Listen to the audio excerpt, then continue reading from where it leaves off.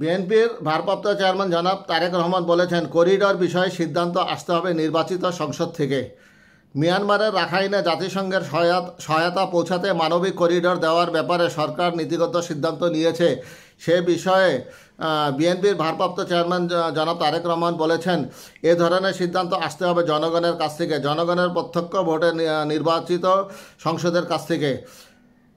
শুক্রবার 2রা মে জাতীয় প্রেস ক্লাবে এবি পার্টির প্রতিষ্ঠা বার্ষিকী উপলক্ষে আলোচনা সভায় ভার্চুয়ালি যুক্ত হয়ে দেওয়া বক্তব্যে তিনি এসব কথা বলেন। রাখাইনে মানবিক করিডর দেওয়ার সরকারের সিদ্ধান্তের বিষয়ে বিএনপির ভারপ্রাপ্ত চেয়ারম্যান বলেন, দেশের স্বাধীনতা সার্বভৌমত্বের সঙ্গে জড়িত এমন একটি স্পর্শকাতর বিষয়ে সিদ্ধান্ত নেওয়ার ক্ষেত্রে অন্তর্বর্তীকালীন সরকার কিন্তু জনগণকে জানায়নি, এমনকি জনগণের প্রতিনিধিত্বকারী রাজনৈতিক দলগুলোর সঙ্গেও কোনো আলোচনা করার প্রয়োজন বোধ করেনি। তিনি বলেন, দেশের জনগণকে না জানিয়ে অন্তর্বর্তী সরকার এই ধরনের সিদ্ধান্ত নিতে পারে কি না কিংবা নেওয়া উচিত কি না এই মুহূর্তে সেই বিতর্ক আমি তুলতে চাই না। তবে দেশের স্বাধীনতা প্রিয় জনগণ মনে করে করিডর দেওয়া না দেওয়ার বিষয়ে সিদ্ধান্ত আসতে হবে জনগণের কাছ থেকে, সিদ্ধান্ত আসতে হবে জনগণের প্রত্যক্ষ ভোটে নির্বাচিত জাতীয় সংসদের মাধ্যমে, যেটা বর্তমানে নেই। তাই আগামী সংসদের মাধ্যমে এটা আসতে হবে।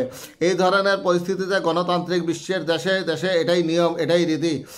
বিদেশিদের স্বার্থ রক্ষায় নয়, অন্তর্বর্তী সরকারকে সবার আগে দেশের জনগণের স্বার্থ নিশ্চিত করতে হবে। বিএনপির এই অবস্থান স্পষ্ট করে তারেক রহমান বলেন, মিয়ানমার, ভারত, পাকিস্তান কিংবা অন্য কোনো দেশ নয়, সবার আগে বাংলাদেশ, এটি হতে হবে আমাদের একমাত্র লক্ষ্য। নির্বাচন নিয়ে তিনি আরও বলেন, স্বাধীনভাবে ভোট দেওয়ার স্বাধীনতা নিশ্চিত করতে হবে, জনগণকে রাজনৈতিক ও অর্থনৈতিক নিশ্চয়তা দিতে হবে।